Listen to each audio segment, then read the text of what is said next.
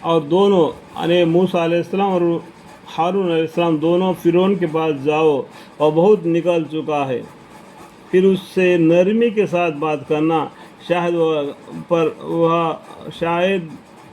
وہ برغیب یعنی نصیحت قبول کر لے یا عذاب الہی سے ڈر جاوے۔ دونوں نے عرض کیا کہ اے ہمارے پروردگار، ہم کو یہ اندیشہ ہے کہ کہیں وہ ہم پر زیادتی نہ کر بیٹھے یا یہ کہ زیادہ شرارت نہ کرنے لگے۔ ارشاد ہوا کہ تم اندیشہ نہ کرو کیونکہ میں تم دونوں کے ساتھ ہوں۔ دیکھو ان دونوں کے ساتھ کون ہے؟ اللہ تعالیٰ ہے۔ جب ہمارے محمد مصطفیٰ صلی اللہ علیہ وسلم مکہ سے مدینہ جو روانہ ہوئے رات کے سفر میں، تو ابوبکر صدیق رضی اللہ عنہ محمد مصطفیٰ صلی اللہ علیہ وسلم ان کے ساتھ تیسرا کون تھا؟ اللہ تعالیٰ۔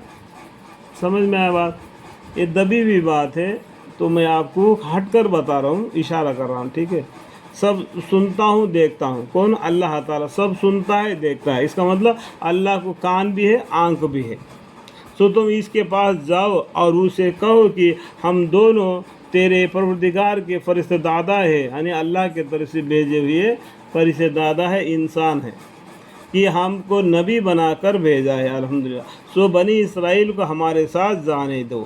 اسے کیا عنوان ہوتا ہے؟ موسیٰ علیہ السلام بنی اسرائیل کے طرف پیغمبر بنا کے بھیجے گئے، اور ہمارے محمد مصطفیٰ صلی اللہ علیہ وسلم تمام جہان والوں کے لیے پیغمبر بنا کے بھیج دیے گئے، اور یہ قرآن تمام جہان والوں کے لیے ہدایت نامہ ہے، نور نامہ ہے۔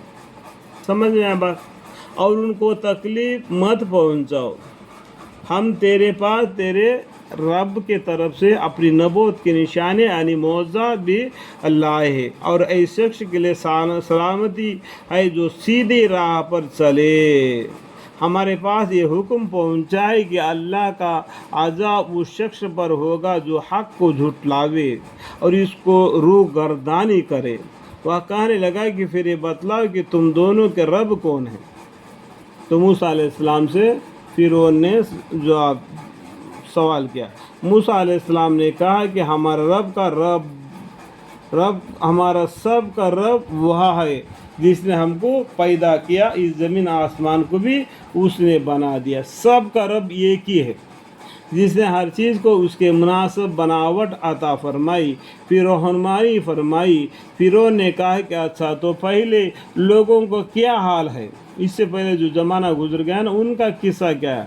موسیٰ علیہ السلام نے فرمایا کہ ان لوگوں کا علم میرے پروردگار کے پاس دفتر اعمال میں محفوظ ہے۔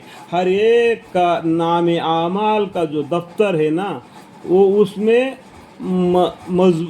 محفوظ ہے، رکھا ہے۔ جب انسان دوبارہ پیدا ہو جائے گا اس کا نام اعمال اس کے ہاتھ میں مل جائے گا، دہنے ہاتھ میں یا بائیں ہاتھ میں، اور اسی کو لے گا، اس کو حساب دینا پڑے گا۔ اس نے اپنے حیات زندگی میں کیا کیا کیے اور بالکل سب کچھ لکھا ہوا پائے گا۔ پھر میرا رب نہ غلطی کرتا ہے اور نہ بھولتا ہے۔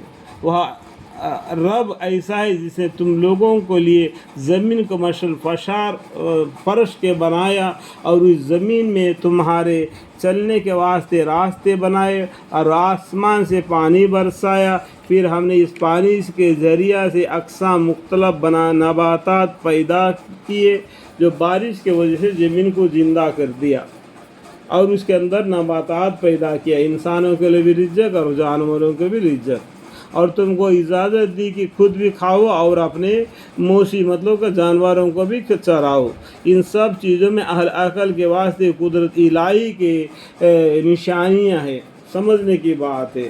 جس طریقے سے مردہ زمین کو اللہ تعالیٰ بارش سے زندہ کر دیتا ہے، اسی طریقے سے مردہ انسان کو بھی اللہ تعالیٰ زندہ کرے گا اور اسے حساب لے گا۔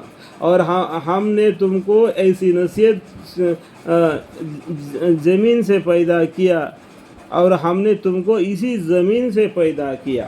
دیکھو اللہ تعالیٰ کیا بولتے ہیں، اسی زمین سے پیدا کیا۔ آدم علیہ السلام کی پیدائش کس سے ہوگی؟ مٹی سے ہوگی نہیں، اور اس کے بعد میں نسل جو پانی سے ہوگی۔ پیدائش مٹی سے ہے کیا نہیں؟ اور اس کے بعد میں اور اس میں تو ہی تم کو بعد موت لے جائیں گے، مرنے کے بعد میں اسی مٹی میں تم کو لے جایا جائے گا، اور قیامت کے روز پھر دوبارہ اسی سے ہم تم کو نکالیں گے۔ دیکھو اسی مٹی میں اسی تم کو پیدا کیا، اسی مٹی سے تم کو کھانے کے لیے غذا دے دیا، اسی مٹی کے اندر مرنے کے بعد لے جائے گا، کل قیامت کے دن اسی مٹی سے تم کو زندہ کر کے اٹھائے گا۔ یہ تینوں آیتیں ہیں۔ جب مردہ مر جاتا ہے نا تو انجانے میں لوگ کیا کیا بولتے ہیں، تو علم کے حساب سے بات کرنا چاہیے تاکہ علم پھیلے، حق بات کو پھیلے، اپنے من مانی سے کچھ بھی نہیں کہہ دینا۔ جو مردہ کو جب دفن کیا جاتا ہے تو لوگ 3 پتھرے مٹی کے دے دیتے، تو اس میں یہ آیت پڑھنا ہے۔ پہلا آیت میں کیا پڑھنا ہے، پہلا جو مٹی دیتے منہا خلقناکم، یہ پڑھنا ہے۔ اس کے بعد میں دوسرا مرتبہ مٹی دیتے، اس میں یہ پڑھنا ہے وفیہا نعیدکم۔ اس کے بعد میں تیسرے مرتبہ جو مٹی دیتے ہیں اس میں پڑھنا ہے ومنہا نخرجکم تارۃ اخری۔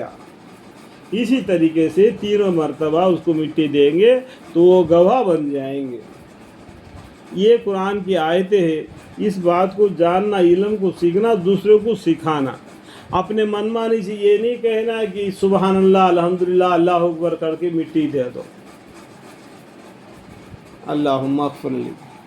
علم کو جاننا اور علم کے ساتھ اپنی زندگی گزارنا۔